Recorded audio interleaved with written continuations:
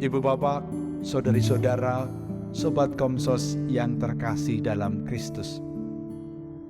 Selamat berjumpa kembali dengan Renungan Minggu Komsos Gereja Santa Maria Immaculata Paroki Tarakan.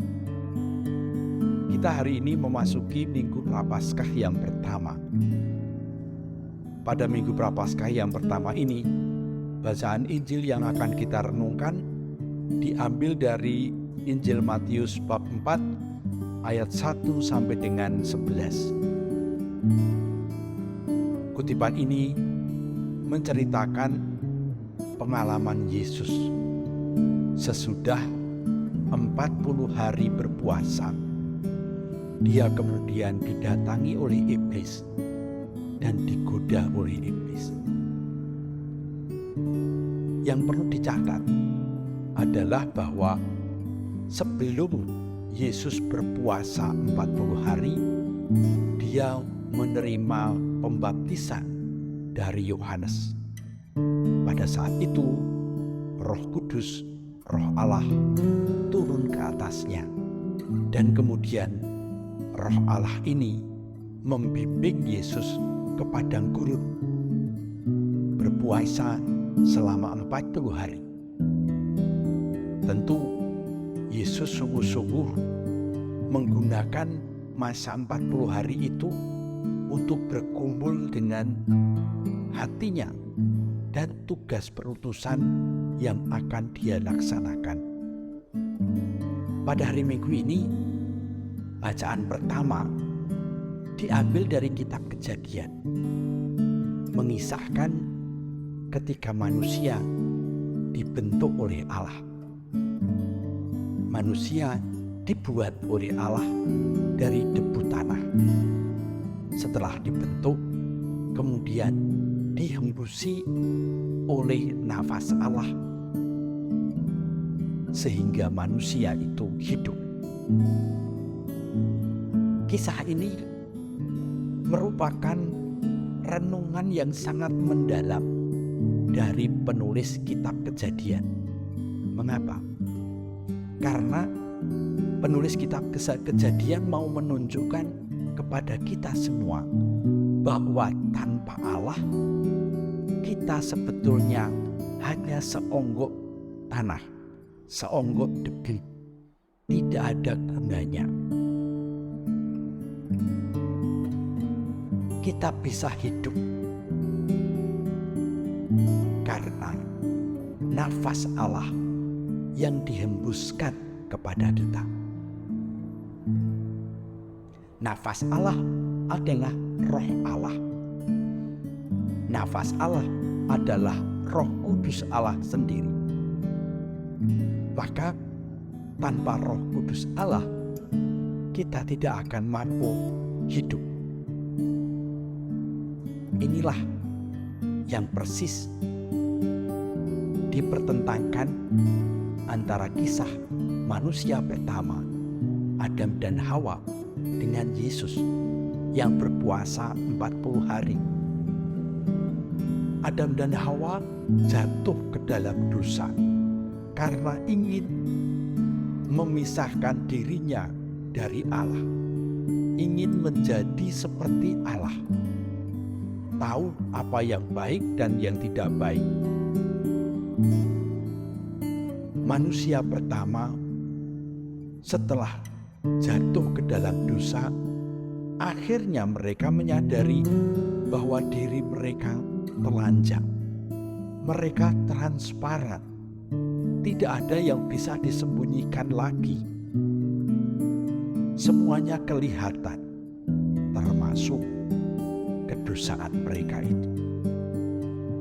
Mereka bukan apa-apa kalau terpisah dari Allah. Nah, Yesus ditemani, didampingi oleh Roh Allah, Roh Kudus, berpuasa 40 hari di padang gurun. Setelah selesai, dia digoda oleh setan. Ada 3 godaan yang dihadapkan kepada Yesus. Yang pertama, mengubah batu menjadi roti. Makanan adalah kebutuhan manusia yang utama. Dan Yesus setelah berpuasa, dia lapar. Setan menggoda Yesus supaya tidak usah berpikir tentang Allah.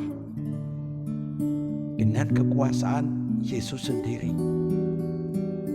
Yesus bisa mengubah batu menjadi roti. Ini sebuah pembuktian bagi Yesus. Kalau dia memang dicintai oleh Allah, dia pasti bisa mengubah batu menjadi roti. Yesus diajak untuk show off setelah berpuasa 40 hari, pamer kehebatan. Tapi Yesus tetap seiring sejalan dengan Roh Allah. Dia tidak ingin pamer. Godaan kedua lebih dahsyat. Yesus digodai untuk menjatuhkan diri dari hubungan baik Allah. Dan nanti kalau Yesus memang benar-benar dicintai Allah, Allah akan mengirim malaikatnya cepat-cepat menerima Yesus yang jatuh dari hubungan baik Allah sebelum menyentuh tanah, sehingga Yesus tidak terluka sedikit pun. Sekali lagi, Yesus diajak untuk membuat pameran, menguji benarkah Allah mencintai dia, benarkah dia seorang yang istimewa di hadapan Allah. Kalau dia istimewa, pasti Allah tidak akan mengorbankan Yesus saat jatuh dari bait Allah itu. Sekali lagi, Yesus tidak mau menggunakan kesempatan itu. Yesus menolak untuk membuat pameran yang akhirnya hanya akan menunjukkan kehebatannya sendiri tanpa peran serta Tuhan. Sekali lagi, iblis gagal. Namun iblis mencoba godaan yang ketiga. Dia menawarkan kepada Yesus untuk menguasai seluruh dunia. Kekayaan dunia akan diserahkan oleh setan kepadanya asal Yesus menyembah setan. Godaan ini amat sangat dahsyat. Siapa yang tidak mau memiliki segala sesuatu? Siapa yang tidak mau menjadi kaya raya?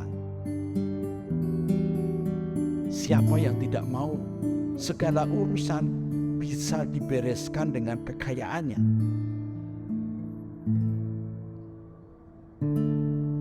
Yesus yang tidak punya apa-apa digoda untuk mengklaim semua yang dianugerahkan Allah milik dia sendiri, bukan karena Allah, tapi karena setan.